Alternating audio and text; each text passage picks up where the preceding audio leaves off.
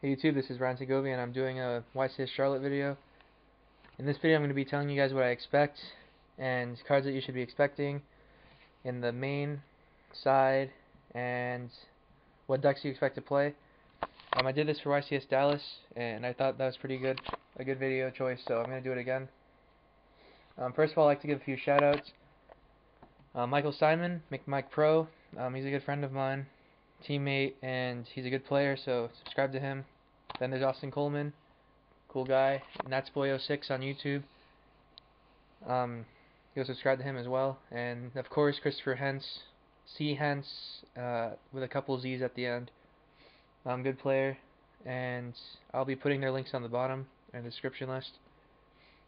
So, to start off with, I'd like to review the decks, and these are the decks I'd be expecting to play if I were going. Karakuris. The whole point of the deck is to summon the level 8 Synchro and the level 7 and just keep drawing and then OTKing them, or controlling the game. Some people use Solemn Mornings, some people use the Kree builds. I haven't really tested it, but my friends like the Solemn Morning, or my teammates like the Solemn Morning build. So watch out for this deck. I don't think it's very good, but of course I could be wrong. Everybody has their opinions. There's gadgets. Gadgets I wouldn't be really worried about. It's kind of a deck that you want your opponent to go like X1, so I wouldn't be expecting it to win the whole event, but just you gotta be careful when you play against those type of decks. And there's E-Hero Beat. It uses fusions like Absolute Zero and Elements Hero the Shining. Everybody should know what Absolute Zero does, but the Shining is 2600. When it's removed from the field, you add 2 Elemental Hero monsters from your removed from play pile to your hand. That's pretty broken, so you gotta watch out for that deck. It's ridiculous. Then there's X-Sabers. I think X-Sabers will be the best deck until Trishula is released, but that's just me. I personally play Sabers, but I really like the deck. He unlays just too good, so is Fall Troll. So watch out for this. Trap Stun's a pretty big card right now, and I think X-Sabers abuse that card the most. So watch out for X-Sabers. Then there's Samurais, if I can get it. Yeah, Samurais.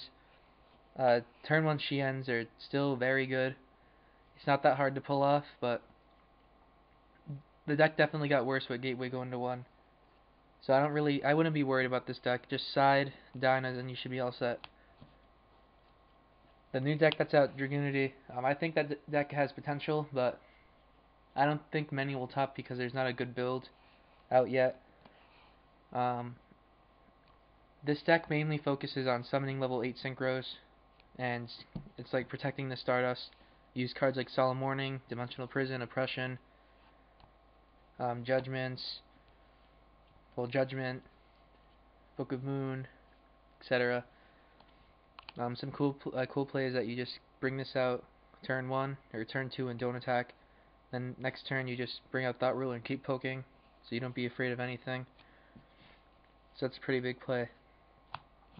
Then there's Infernities. Infernities is a pretty good deck, I think. I think it's underrated. The ability to go Infernity then set 3 barriers is just too good not to run with Infernity Break. So I'd definitely be worried about this deck. I think it's a deck that you cannot misplay. So, like, obviously you're gonna have this people who are playing Infernities, but they misplay and they lose the game. But then again, they're so lucky that they'll top Mirage next turn or something. And yeah, that's another good part about this deck, is that you have so many outs when you're in, like, not top decking, or when you're top decking, you have so many outs. So it's just a really good deck, I think. And when Trishula comes out, it's going to be even better. Then there's Chaos variants, Twilight, Chaos Monarch. I don't know. I really like this deck.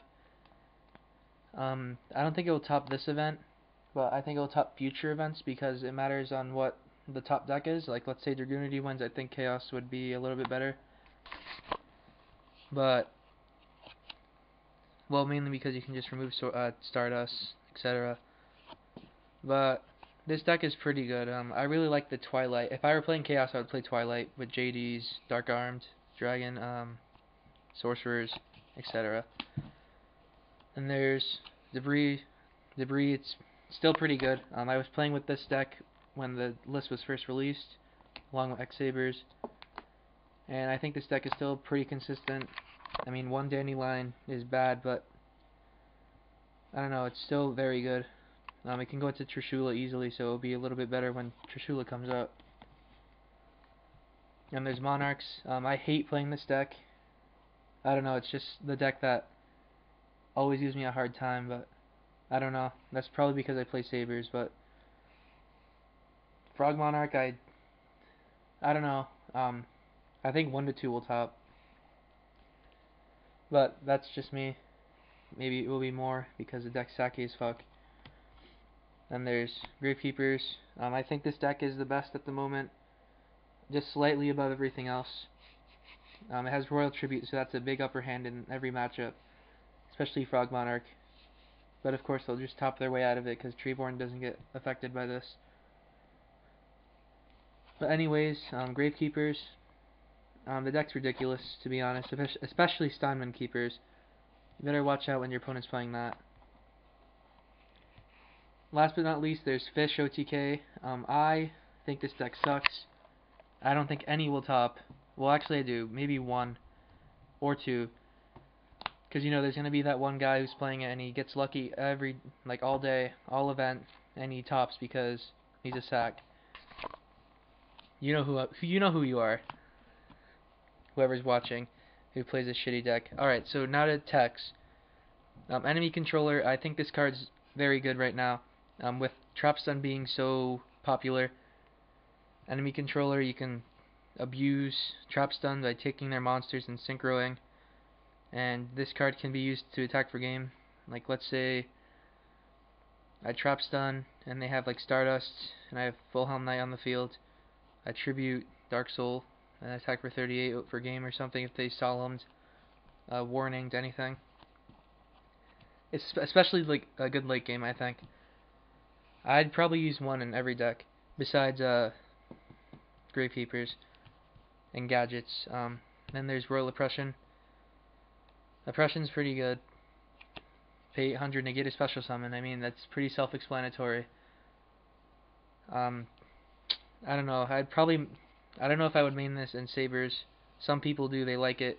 It's playstyle preference, but I'd play this in just some decks. Then there's Trap Stun. Since Cold Wave's banned, 2 to 3 is everybody's hyping over every single deck. I only like 1 in testing because I play cards I'm going to show afterwards. But Trap Stun is ridic. It's a new Cold Wave, like I said. And just watch out when they drop this. You can't really do anything besides Book and Veiler. Then there's Veiler. Veiler's pretty good. I'd play 1 to 2 in every single deck. Yeah, definitely every single deck. It's just that good. Negates an effect, stops their big push. You draw and then destroy their setup. Like, let's say they go. What's a good example? They go Brionic against like your Stardust and a few back rows. You let them pitch a few cards. Well, if they're good, they'll only pitch 1 at a time, but you Veiler and they're fucked. So that's just a good example of that. Then there's 7 Tools. I really like this card. Pay 1,000, negate a trap effect or trapped activation. So you stop their warnings. Solemn Judgment itself, Trap Stun. It's pretty good. Dust Shoot I really like, especially in Dragoonity because you can just discard it with a Ravine. So I'd watch out for this. Then there's Solemn Warning. You guys should all know what this does, but this card's going to be a pretty big part of the YCS, just like it was at Dallas. Now side deck cards, there's Cyber Dragon. It's really good against Karakuris. Then there's Gadgets, GBs, Black Wings, Gravekeepers. I really like that card. 2 Shadow Mirrors. I like this against GKs and Infernity. It destroys Gravekeepers because they only have 2 outs, which are MSTs. So I'd definitely side these. Then there's Kinetic Soldier.